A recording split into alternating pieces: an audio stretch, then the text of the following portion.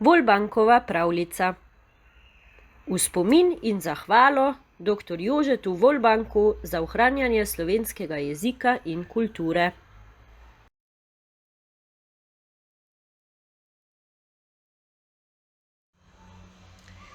Srček moj, kako je bilo danes v šoli?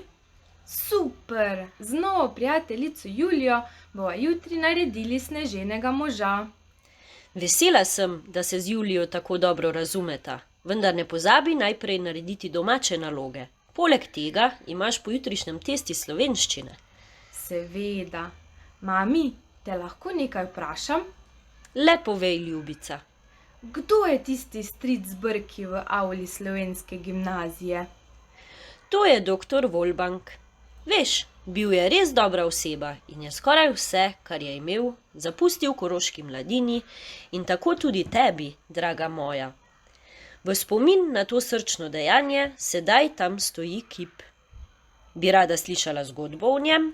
Ja, mami, prosim, povej mi jo. Nekoč je živel pogumen in dober zdravnik po imenu Jože. Vsi so ga klicali dr. Volbank. Bil je visok mož, močnejše in športne postave, obraz pa so mu krasili brki.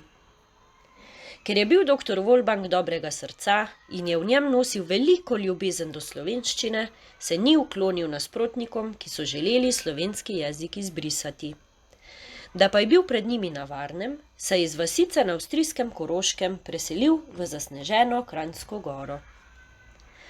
V tej gorski vasici je imel dr. Volbank svojo ordinacijo. Bil je zdravnik za skoraj vse. Enkrat je bil zobozdravnik, drugič je pomagal pri rojstvu otrok, tretjič pa je opravil kakšno majhno operacijo.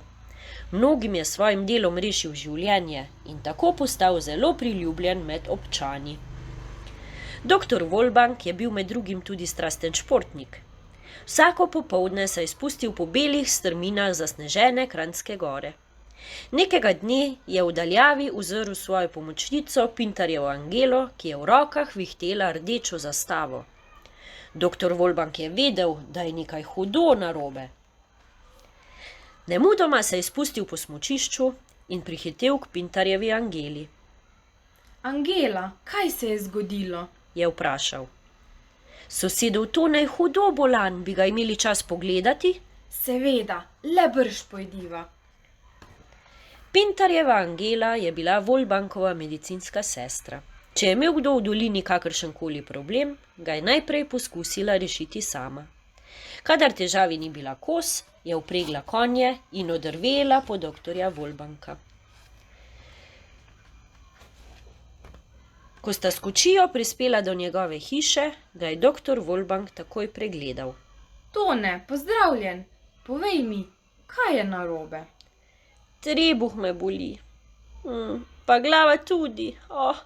Tudi počutim se zelo, zelo slabo. To pa ni dobro. Bova takoj pogledala, kje tiči problem. Čudno. Grlo je v redu. Vročine tudi nimaš. Kaj te pravzaprav muči?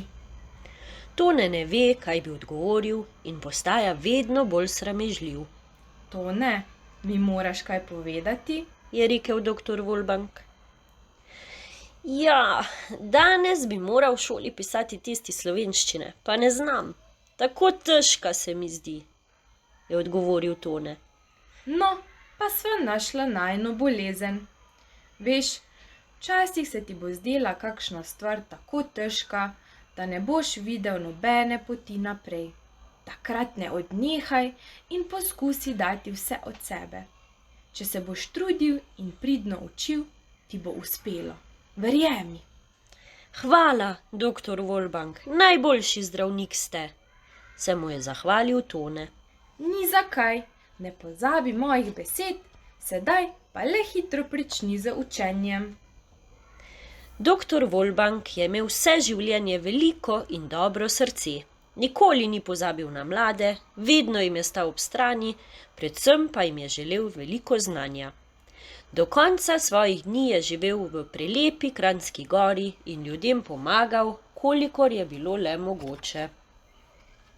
Mami, doktor Volbank je bil pravi junak. Je navdušeno odgovorila Julija. Res je bil junak, ampak ne tak, kot jih poznaš iz filmov ali pravljic, ampak tak junak, ki je zmeraj rad priskočil na pomoč in imel odprto srce za vse. Sedaj pa je čas za spanje. Sladke sanje. Lahko noč, mami.